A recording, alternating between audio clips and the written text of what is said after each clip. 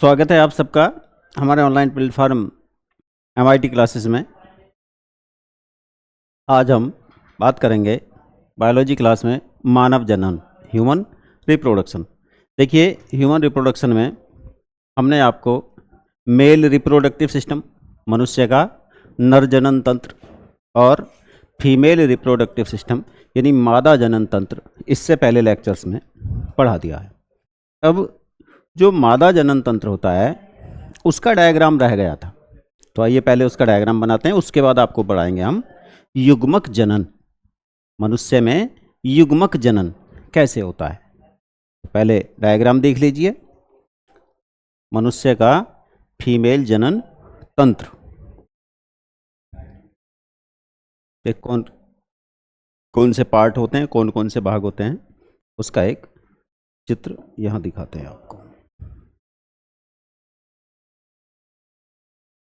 देखिए, फीमेल जनन तंत्र में प्रजनन अंगों का जो सबसे बड़ा पार्ट होता है वो यूट्रस होता है। तो सबसे पहले यूट्रस बनाइए।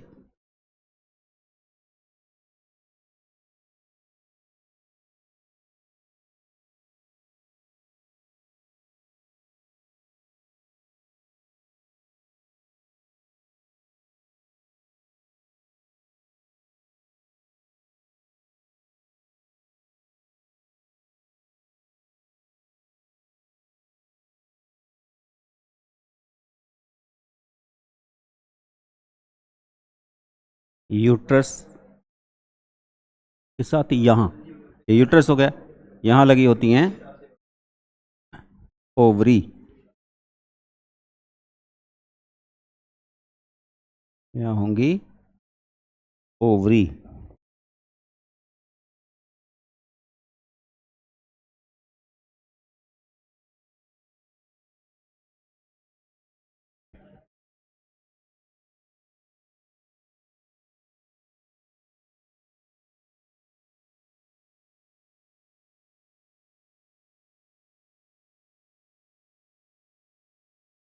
ये होंगी दोनों भाई ओवरी।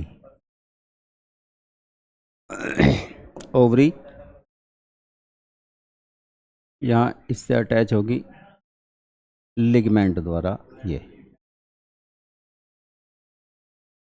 ओवरी ये जुड़ी हुई होगी यहाँ से।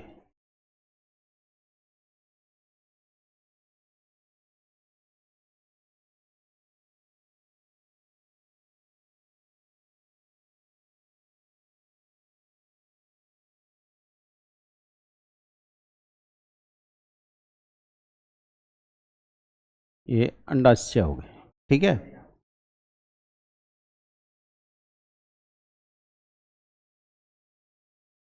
ये फोलिकल्स होगी अंडाशय में, ये भी दिखा दीजिए, कोई बात नहीं।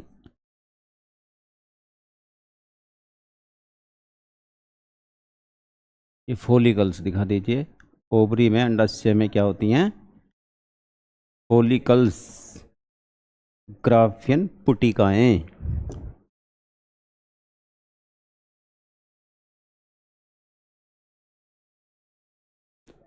ग्राफियन पुटिकाएं फोलिकल्स, ये दिखा दीजिए।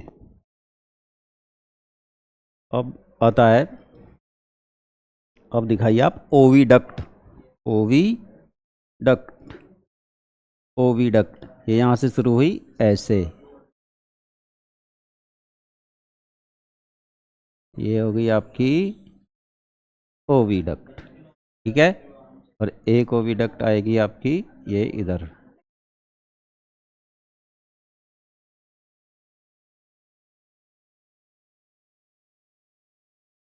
ये ओविडक्ट। तो दोनों क्या होगी? ये ओविडक्ट होगी दोनों आपकी।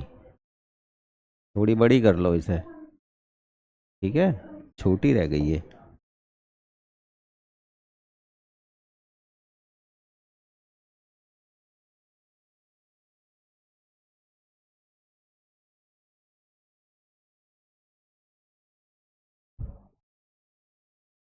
ये हो गई आपकी ओविडक्ट। चल जा भाई, चलो।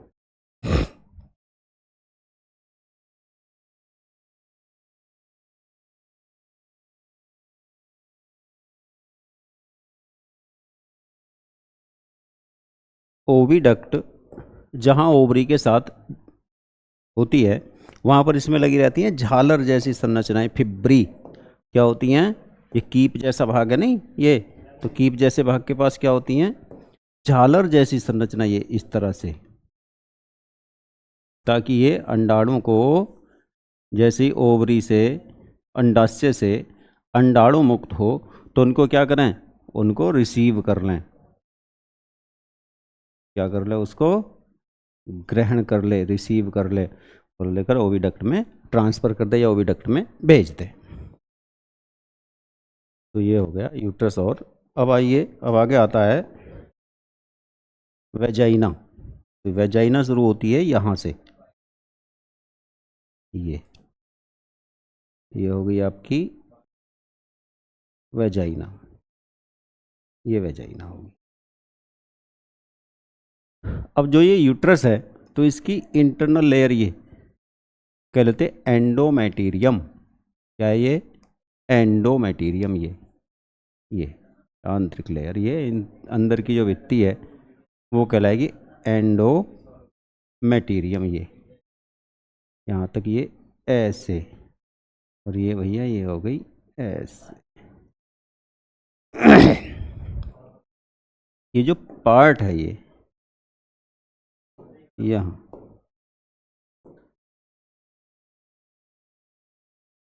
यहाँ, थोड़ा सा इसे अलग करो, थोड़ा सा इसको ऐसे कीजिए, ऐसे ऐसे ऐसे ऐसे ऐसे और ऐसे, ये तो ये जो पार्ट है ये एंडोमेटीरियम कहलाएगा। इसकी जो आंतरिक भित्ति होती है वो कैपेबल होती है भ्रूण को, एम्ब्रियो को फर्टिलाइजेशन के बाद, निषेचन के बाद, ताकि वो एम्ब्रियो को पोषण प्रदान कर सके या इसमें एम्ब्रियो या भ्रूण रोपित हो सके, क्योंकि भ्रूण प्लेसेंटा के माध्यम से यूट्रस की वॉल से या यूट्रस की दीवार से ही पोषण रिसीव करता है। ये एंडोमेटीरियम हो गया आपका, ठीक है।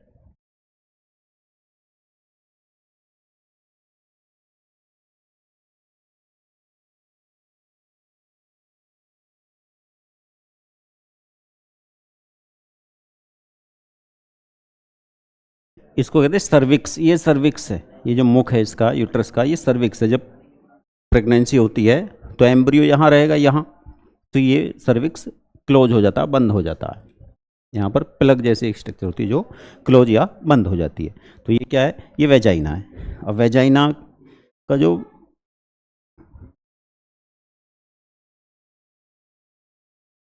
ये पार्ट है, ये यहाँ, ये यहाँ एक पोर के रूप में ये खुला हुआ होगा, इस पर यहाँ ये जो है ये एक पोर के रूप में यहाँ खुल जाएगा। ये ट्यूब है ना, ये ट्यूब पोर हो गया।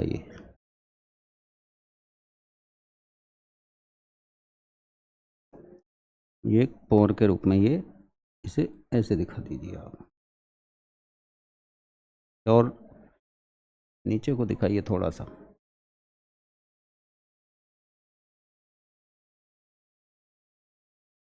ये होगा फीमेल जेनिटियल पोर, किस रूप में खुली ट्यूब, ये फीमेल जेनिटियल पोर के रूप में। इस फीमेल जेनिटियल पोर से ऊपर खुला होता है, फीमेल जेनिटल पोर्ट से ऊपर पाया जाता है मूत्र मार्ग, यानी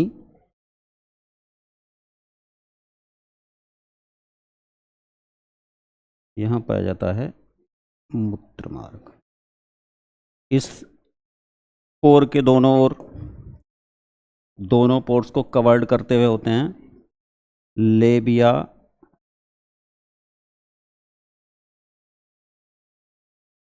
माइनोरा। ये हो गया आपके लेबिया माइनोरा।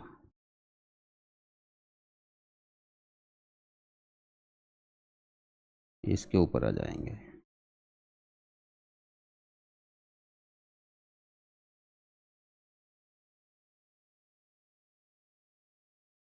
फिर इसके साथ और हो जाते हैं और बाहर होंगे फिर लेबिया मीजोरा, यहाँ तक लेबिया मीजोरा।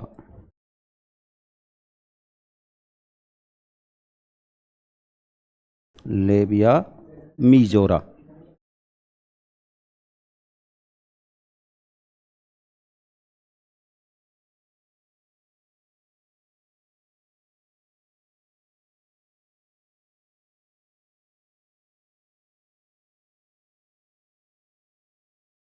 तो यदि हम ये फोल्ड होते हैं, दो फोल्ड, ठीक है। लीबिया मीजोरा के जॉइंट पर होता है, फिर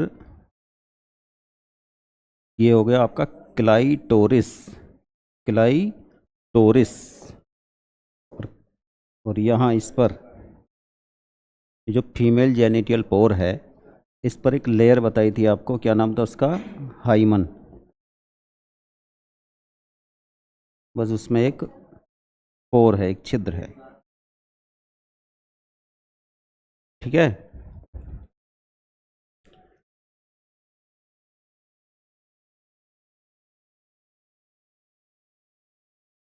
ये हो गया आपका, एक छिद्र होता है इसमें, बस ये हाइमन होती है।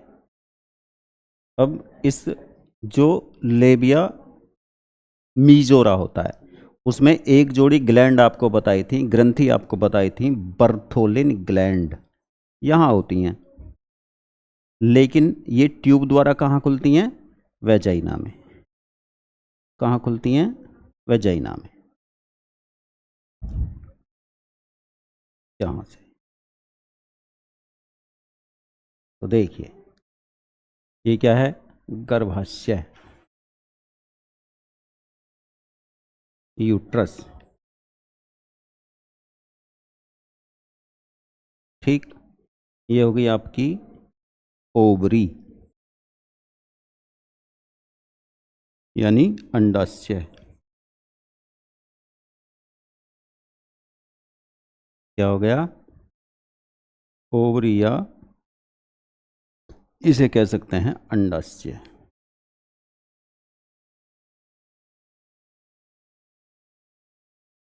ये होगी आपकी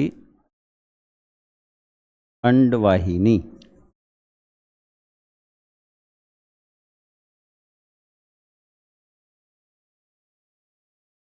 या ओविडक्ट। अलग अलग नाम लिखने की आवश्यकता नहीं है कि ये फैलोपियन ट्यूब है, ये फिब्री है और ये इस्मत है। एक ही नाम लिख दो, ओविडक्ट या अंडवाहिनी। सेम इधर है, सेम इधर है। ये हो गई आपकी ये ट्यूब, वेजाइना।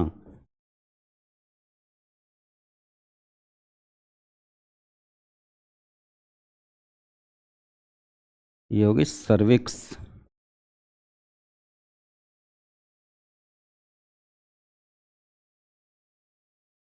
सर्विक्स।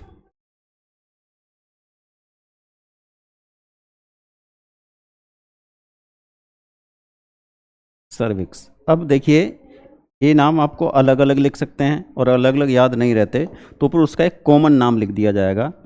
पहले अलग अलग लिख लेते हैं हम। देखिए, ये एक ही पार्ट ये है, एक ये है, एक ये है, ठीक। एक एक ये है जो येलो कलर का है, और एक ये है, और एक आध इधर को लिख दो। कौन रह गया, ये रह गया ये, ठीक। तो ये लिखेंगे मादा जनन छिद्र। ये है क्लाइटोरिस, क्लाइटोरिस, ठीक। फिर ये क्या है, ये थी बर्थोलिन, बर्थोलिन ग्रंथि थी ये क्या है, ये होगा यूरेथ्रा, मतलब ये लेबिया लघु भगोष्ठ कह सकते हैं, या लघु लघु भगोष्ठ, और ये होते हैं दीर्घ भगोष्ठ। ठीक, क्या कहा जाएगा इनको इंग्लिश में देख लेते हैं। ये तो हो गया आपका क्लाइटोरिस,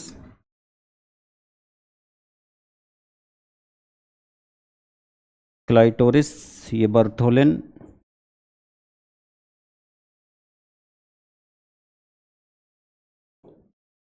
बर्थोलिन,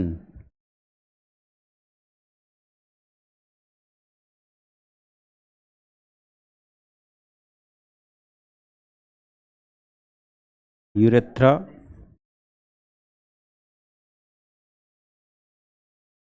ओपिनियन क्या दीजिए।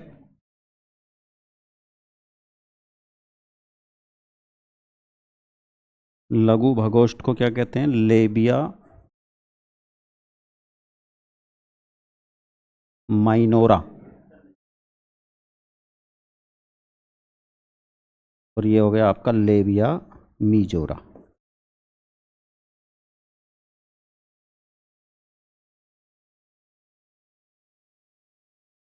ठीक मादा जन छत्र जिसे कहते हैं फीमेल जेनिटियल पोर। इनका कॉमन नाम आप इन्हें दे सकते हैं, अगर सारे किसी वजह से मान लो याद नहीं रह पाते आपको, तो क्या है ये, बाह्य जनन अंग या भग। ठीक, यानी क्या कह सकते हैं, एक्सटर्नल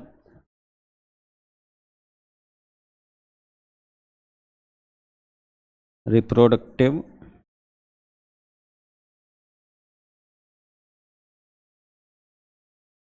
ऑर्गन, और या वल्वा। अगर आप ये भी लिखते हैं तो भी काम चल जाएगा, कोई दिक्कत नहीं है। तो ये फीमेल जेनिटल पोर। अब कभी कभी इसी में एक ग्लैंड रहेगी जिसको कहा जाता है मेमरी ग्लैंड, स्तन ग्रंथि, कभी कभी उसका चित्र भी आ जाता है। यानी यदि फीमेल जेनिटियल मादा जनन तंत्र आपको लिखने के लिए आ रहा है तो ये चित्र बनाना है, बस ये काफ़ी है। लेकिन इसी में मादा जनन तंत्र में ही क्या होता है, कभी वो केवल ओवरी अंडाशय की अनुप्रस्थ काट का चित्र बनवा लेता है, बाकी कुछ नहीं लिखवाता, और कभी स्तन ग्रंथि की अनुप्रस्थ काट का चित्र बनवा लेता है। तो वो भी इसी के अंतर्गत आते हैं, उनको भी देख लीजिए एक बार। देखिए ओवरी, यदि बात हम करें ओवरी की, तो ओवरी के आपको 3 पार्ट हमने कल बताए थे। सबसे बाहर जर्म एपिथेलियम, ठीक है, उसके अंदर ट्यूनिका एल्बुजिनिया, और ट्यूनिका एल्बुजिनिया के अंदर जो बाकी पार्ट बचा वो था स्ट्रोमा। क्या था ये सब क्या है, ये हो गया स्ट्रोमा।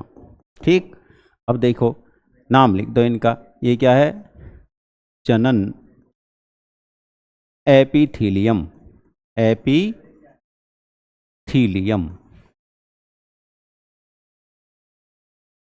एपिथीलियम को उपकला भी कहते हैं हिंदी में। जनन एपिथीलियम को क्या कहा जा सकता है, एपिथील सही नहीं बन रहा तो बना दीजिए दोबारा, जनन एपिथीलियम। ये क्या है, ट्यूनिका, ये दूसरी layer tunica albuginea, albuginea,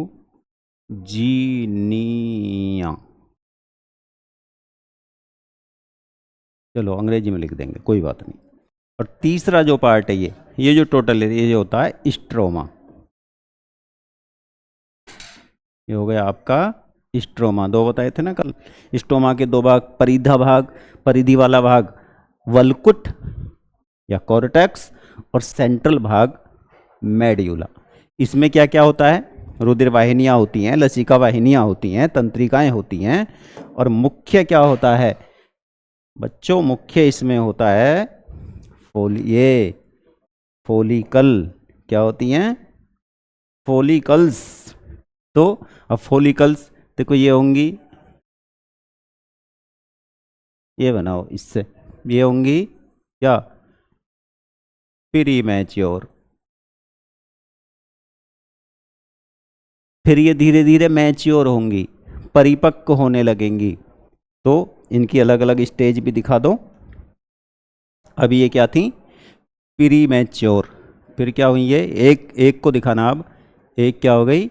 mature. Mature मतलब उसके आसपास वो थोड़ा साइज में बड़ी हो गई, और बाकी कोशिकाएं उसके आसपास इकट्ठा होनी प्रारंभ हो गई। ऐसे बाकी सेल्स यहाँ आने लगी।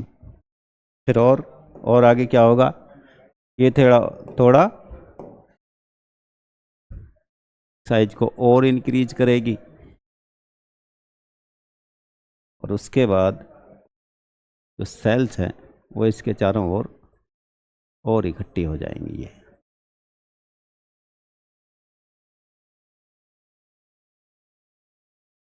इसके पश्चात इसमें विभाजन हो जाएगा, और उससे जो पोलर बॉडी बनेगी वो अलग हो जाएगी, और ये मैच्योर होकर सेकेंडरी टाइप में चेंज हो जाएगी। सेकेंडरी टाइप में ये हो गया ये, ठीक। और इसके चारों ओर ये जो सेल थी ये आ गई, ये जो सेल थी ये ऐसे आ गई, ऐसे।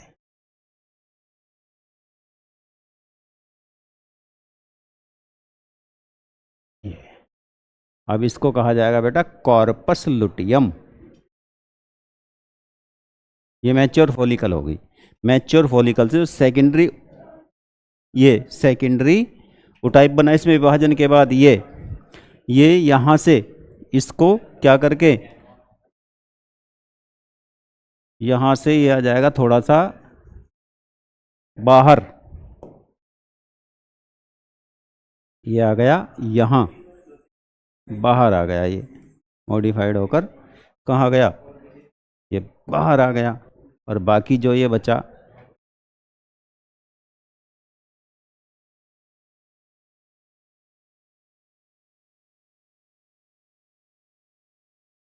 बाकी बचा भाई ये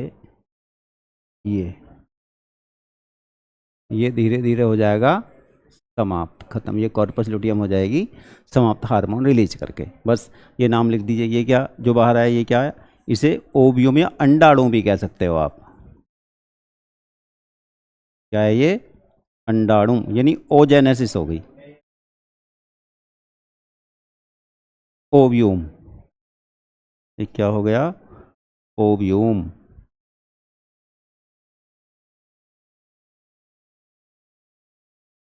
अंडाणु।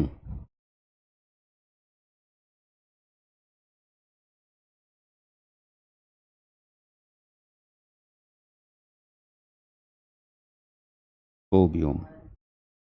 ये लिखिए प्री मैच्योर, अपरिपक्व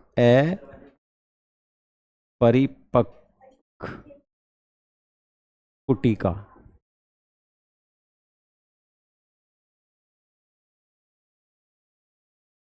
अपरिपक्व हो गई ये। तो ये क्या है? ये हो गई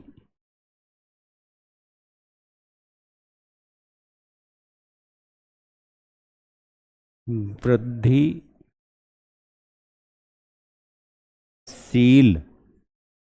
पुटिका, और ये हो गई भैया परिपक्व पुटिका, और ये होगी कॉर्पस लुटियम।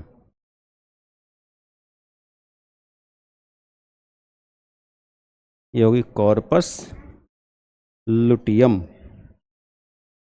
क्या हो गई ये? Corpus luteum. ठीक है, ये क्या है? प्री मैच्योर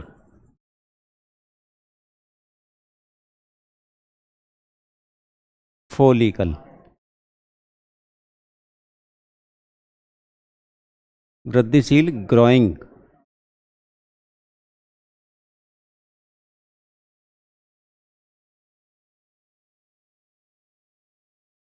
फोलिकल, यानी परिवर्तन हो रहा है। जनन एपिथेलियम कहते हैं जर्म, जर्म एपिथेलियम,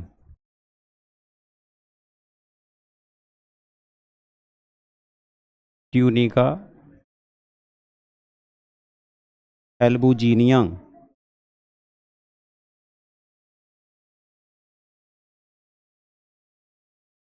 और ये स्ट्रोमा।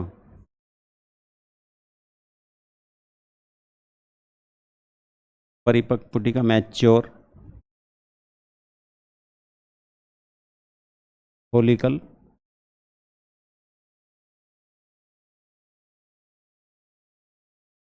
अंडाणु ये कॉर्पस लुटियम,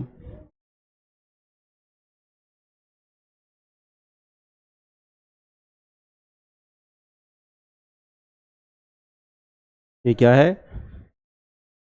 अंडाशय की अनुप्रस्थ काट, टीएस ऑफ ओवरी, अंडाशय की अनुप्रस्थ काट, TS of ovary.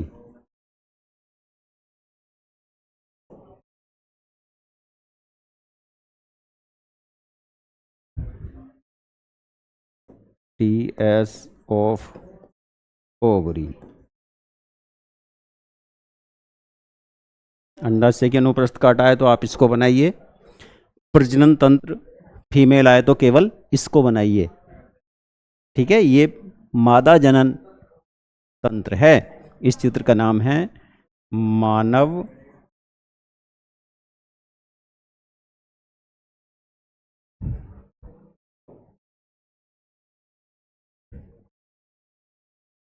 Human human female, female human लिखिए,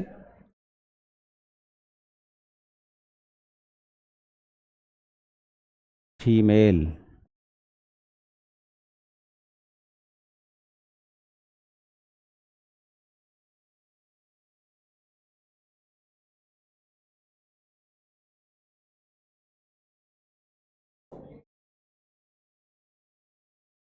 फीमेल रिप्रोडक्टिव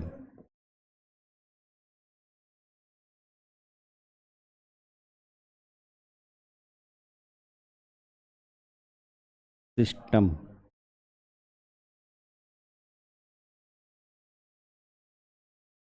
ऑफ ह्यूमन। ठीक है, अब सही लगेगा। यदि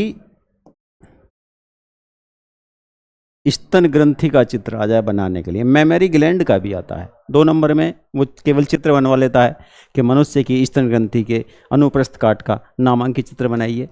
तो क्या करना है, देखिए, स्तन ग्रंथि वक्ष वहाँ पर होती हैं, यानी जहाँ रिब्स होती हैं, पसलियाँ होती हैं। तो देखो क्या करना है, जो मेमरी ग्लैंड होती हैं उनको ऐसे बनाना हमको, ये बनाइए, ये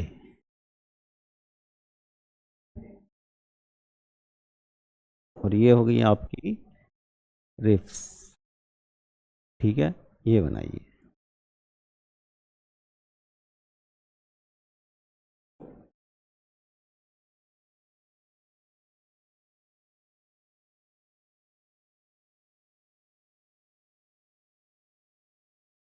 ये बना दीजिए ऐसे।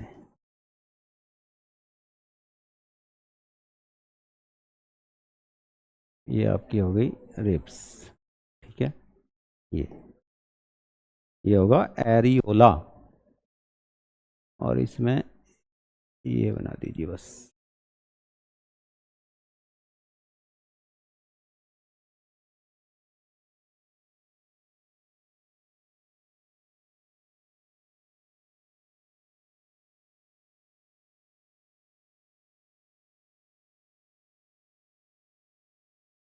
इसमें होती है लैक्टिफेरस वाहिनियाँ, ये डक्ट, ये पूरा जाल होता है, ऐसे ऐसे फैली रहती है, ऐसे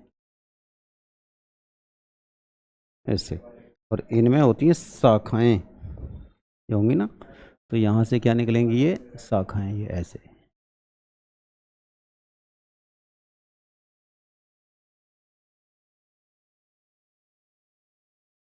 ये जुड़ी होती हैं मिल्क ग्लैंड से, जिन्हें कहते हैं एलोविलाई। तो क्या है इसमें, ये है एलोविलाई, ये दो चार गुच्छे जैसे होते हैं ये मिल्क ग्लैंड के, और जिनको कहते हैं एलोविलाई। ये असंख्य होते हैं, बहुत सारे हो सकते हैं। ये जो पालियाँ होती हैं, ये इनकी संख्या 1520 होती है, 15 से 20 तक, 16, 17, 18, 15, 20, इस तरह से। लेकिन ये एलोविलाई जो होती हैं, ये असंख्य होती हैं, बहुत सारी होती हैं। साथ साथ इसमें बाकी होता है ये कनेक्टिव टिश्यू। ये सब क्या है, कनेक्टिव टिश्यू, फैटी, ये सब टिश्यू लिख दीजिए। देखिए ये तो हो गया, यहाँ ये यहाँ तक थोड़ा डार्क कलर है, ये इससे कर दीजिए, या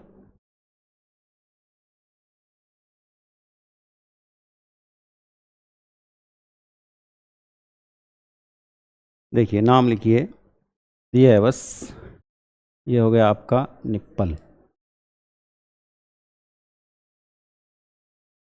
पेंसिल पता नहीं क्या चल रहा है ये आज,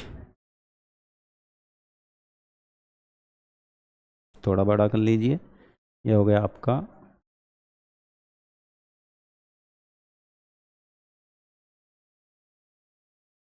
ये होगा एरियोला।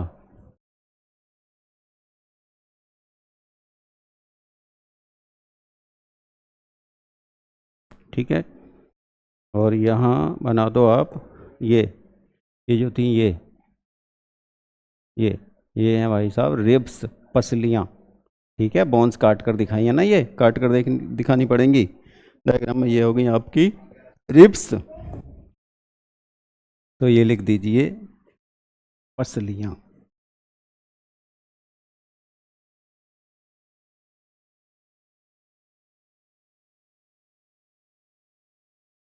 पसलियाँ, ठीक।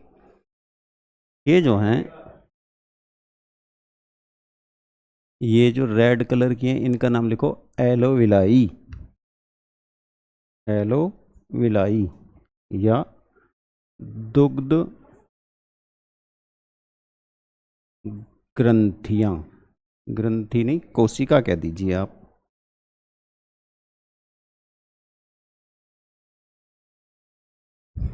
ग्रंथि भी कह सकते हैं, कोशिका भी कह सकते हैं, दुग्ध ग्रंथि लिखो।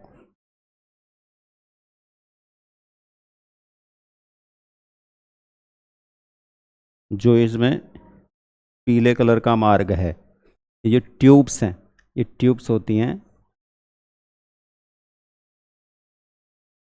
लैक्टी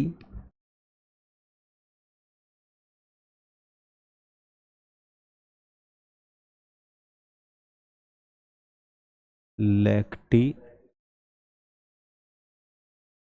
फेरस वाहिनी।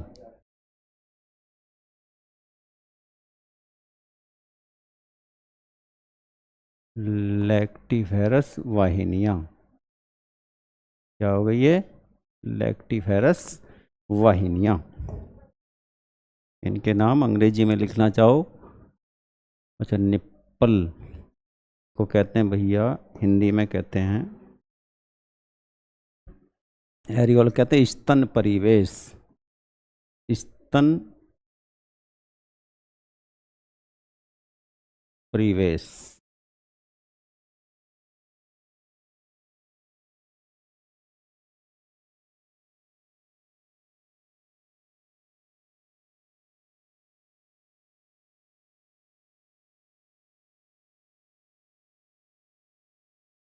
स्तन परिवेश, निप्पल कहते हैं चुचक।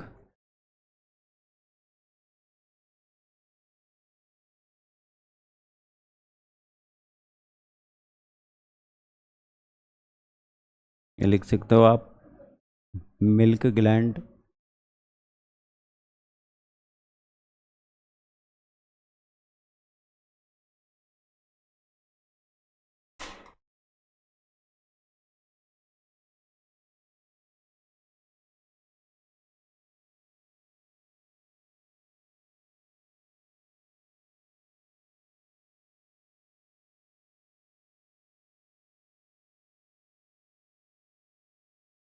रिब्स,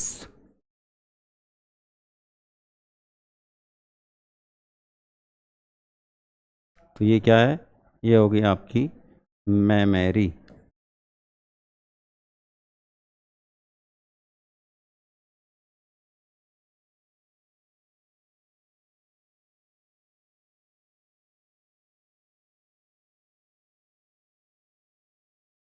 तो देखिए, यदि फीमेल रिप्रोडक्टिव सिस्टम आता है तो आपको ये डायग्राम दिखाना है। टीएस ऑफ ओवरी यानी अंडाशय की काट आ जाए दिखाने तो ये दिखाना है, और यदि स्तन ग्रंथि का चित्र आता है तो आपको ये दिखाना है।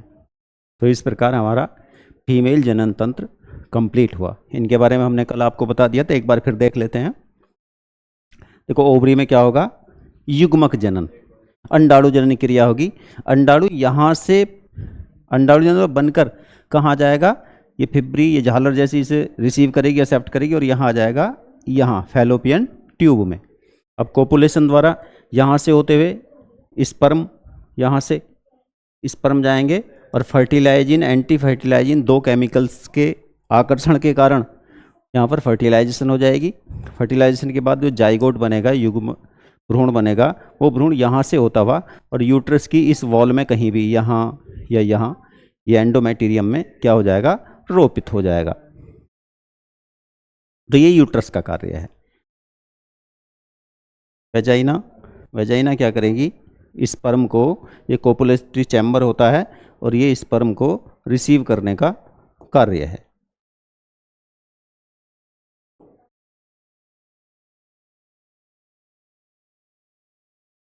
बाकी पार्ट सब एक्सटर्नल, क्लाइटोरिस,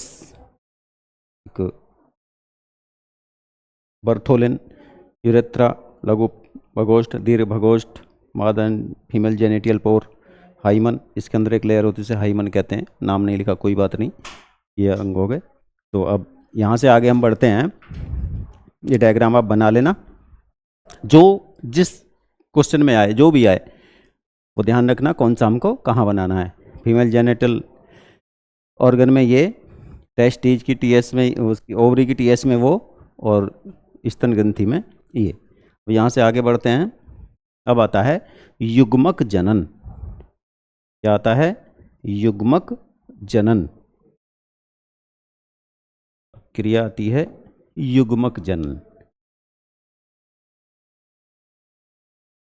युग्मक जनन यानी जैमीटो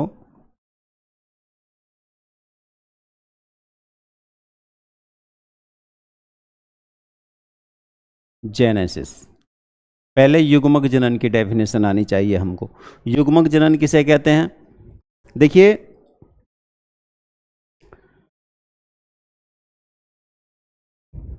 लैंगिक जनन में, लैंगिक जनन में जनन एपिथीलियम की कोशिकाओं द्वारा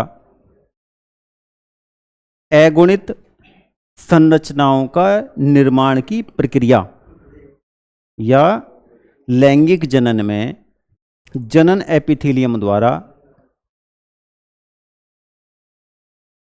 अगुणित युग्मकों के निर्माण की क्रिया युग्मक जनन कहलाती है।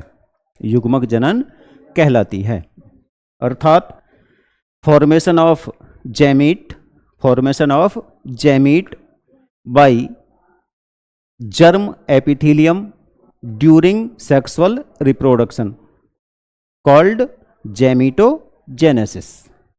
दूसरे शब्दों में कह सकते हैं, a bio process in which the cells of germ epithelium produce haploid gamete by meiosis in germ epithelium called gametogenesis, ये कह सकते हैं, या हिंदी में हम कह सकते हैं जनन एपिथीलियम की द्विगुणित कोशिकाएं जिस प्रक्रम द्वारा, जिस प्रक्रिया द्वारा अगुणित युग्मकों का निर्माण करती हैं। बहुत आसान परिभाषा ये बन सकती है कि लैंगिक जनन के फलस्वरूप जिस प्रक्रम द्वारा, जिस क्रिया द्वारा जनन एपिथीलियम की द्विगुणित कोशिकाएं अगुणित युग्मकों का निर्माण करती हैं, युग्मक जनन कहलाती है। अब देखिए, लैंगिक जनन में युग्मक दो प्रकार के होते हैं। यहां मनुष्य का पढ़ रहे हैं तो मनुष्य के लैंगिक जनन में युग्मक दो प्रकार के होते हैं। एक, कौन कौन से युग्मक होते हैं? दो प्रकार के। कौन कौन से? नंबर एक, नर युग्मक। नर युग्मक क्या कहेंगे? मेल जैमीट।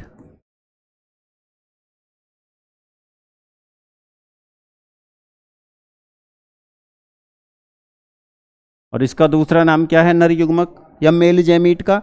नर युग्मक या मेल जैमीट का दूसरा नाम होता है शुक्राणु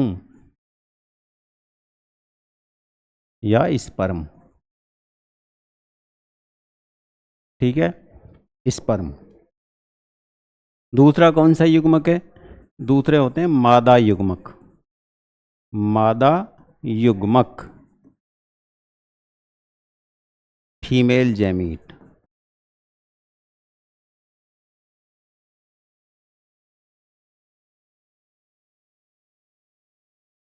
क्या नाम होता है इसका?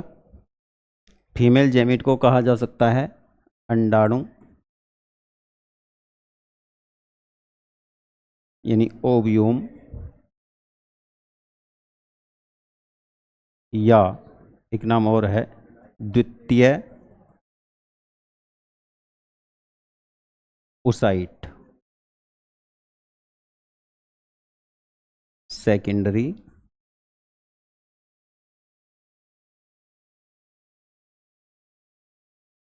ओसाइट। एक नाम और है उटाइड, कहीं उटाइड बुक में लिखा होगा, OOTYDE, उटाइड भी कहते हैं। ठीक है, अब देखिए आपकी जानकारी को बता दें, नरयुग्मक का दूसरा नाम शुक्राणु या स्पर्म। स्पर्म के बनने की जो प्रक्रिया है या नर युग्मक के बनने की जो प्रक्रिया है उसको कहा जाता है शुक्र जनन। तो इसके बनने की क्रिया क्या हो गई? शुक्र जनन, स्पर्मेटोजेनेसिस।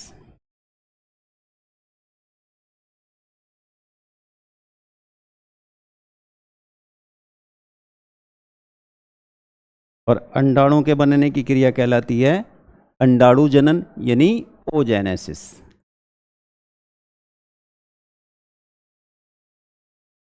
या ओजेनेसिस।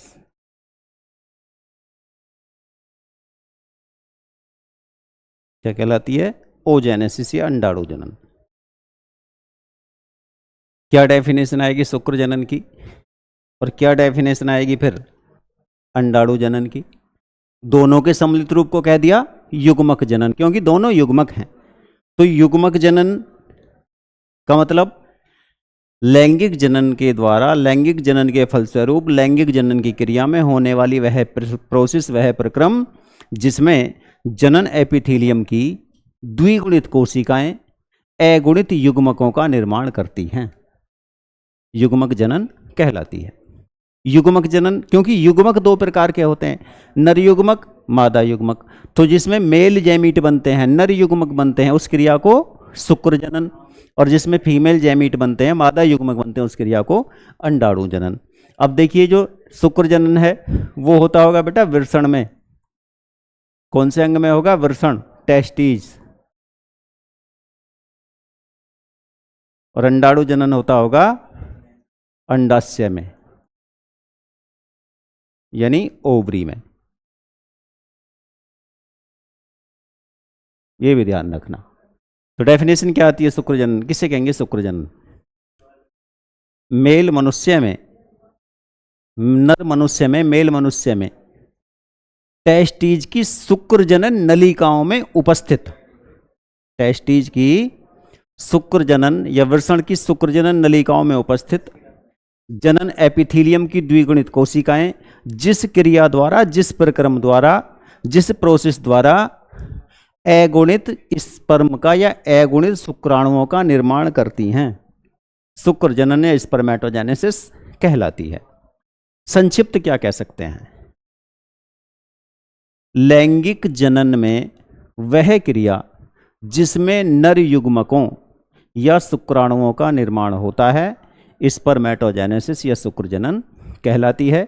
यह क्रिया वृषण की शुक्रजनन नलिकाओं में उपस्थित शुक्रजनन कोशिकाओं या जनन एपिथीलियम में होती है।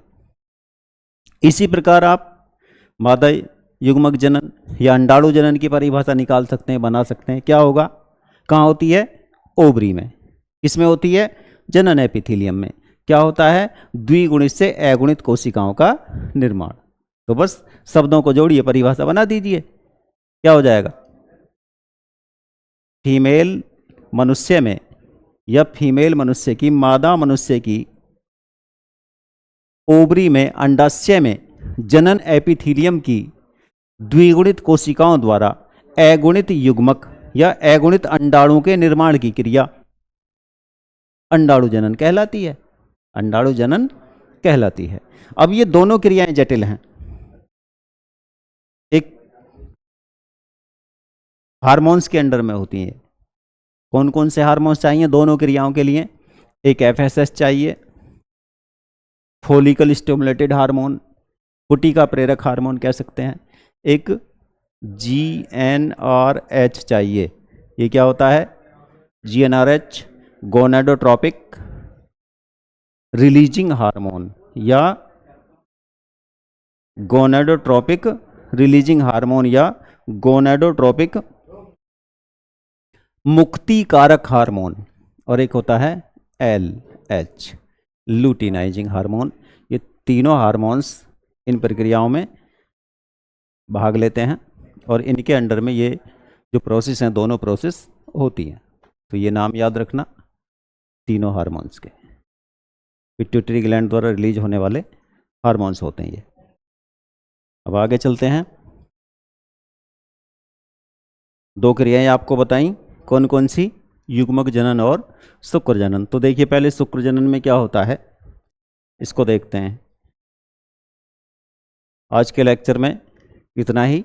दोनों प्रोसेस को कि शुक्र जनन में क्या क्या चेंजिंग होते हैं, क्या क्या परिवर्तन होते हैं, द्विगुणित कोशिकाओं से किस प्रकार अगुणित कोशिकाएं यानी डिप्लॉइड सेल्स से किस प्रकार हैप्लॉइड जैमीट का निर्माण होता है, और जैमीटोजेनेसिस में, ओजेनेसिस में किस प्रकार डिप्लॉइड जर्म एपिथीलियम की सेल से हैप्लॉइड जैमीट या ओवियम का निर्माण होता है। दोनों प्रोसेस में जो जैमीटोजेनेसिस है, इसके दोनों भागों में स्पर्मेटोजेनेसिस और ओजेनेसिस में क्या समानताएं होती हैं, क्या सिमिलरिटी होती हैं, क्या अंतर होते हैं, क्या डिफरेंस होते हैं, ये हम आपको समझाएंगे कल के लेक्चर में। तब तक के हमारे साथ आप जुड़े रहिए और जो आज के डायग्राम थे उनको एक बार सभी बच्चे बना कर देख लेंगे। धन्यवाद।